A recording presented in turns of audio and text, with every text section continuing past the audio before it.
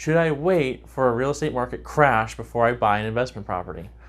Now, my answer to that would be no, you don't want to wait for a crash. Maybe it changes your buying criteria if there's a market shift.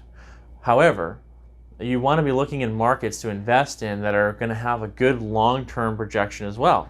You want to make sure that this property is actually in a desirable area, that it's desirable both to rent and to buy, and that you're looking to see that that property's value is going to continue to go up.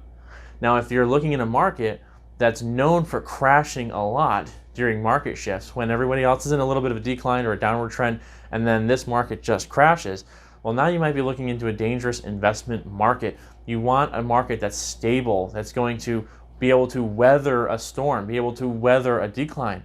Yes, we are starting to see a little bit of that decline around the country right now. We're starting to see an increase in inventory. We're starting to see a little bit of a drop in demand due to interest rates. But we're not seeing a crash, certainly not here in Bakersfield. We're not seeing a crash. And we're starting to see a little bit more of reasonable buyers here. The multifamily is still really hot here in Bakersfield because the rents are so high, the vacancy is so low. It's such a solid rental market. So we're still seeing a really hot multifamily market here in Bakersfield. That's super important to look at. Do you want to wait for a crash? Well, honestly, you might want to rethink and be very careful about buying a property in a market that's going to suffer a massive real estate crash. If Bakersfield's going to take a 50% hit because of a market decline across the country, that's a really scary market to be in.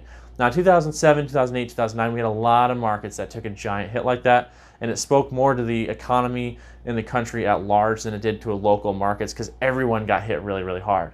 Now what we're starting to see is interest rates are coming up, and now we're starting to see that the less desirable markets are starting to see a heavier decline than the other places, the more stable markets, the bigger markets.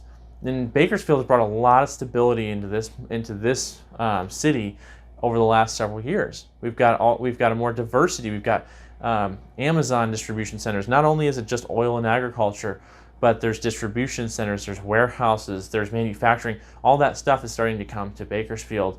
So we have, and all these people from LA and from San Francisco and from the coastal areas are coming into Bakersfield because it's still one of the most affordable cities in California. You have so many factors of desirability here in Bakersfield, as opposed to some of these other cities across the country that are starting to see a little bit of a decline and starting to see some of them are more significant than others. Bakersfield might see a little bit of a decline because of the interest rates and the surge in supply. However, the statistics are just not there to show that we're going to actually see a giant crash. We're just going to see a little bit of a slowdown here. You want to make sure that you're looking into a market that's going to hold up in a real estate crash, not a market that's going to crash so hard that you get a really good deal. There's probably a reason that you're getting a really good deal. You want to look at a long-term value in your overall portfolio.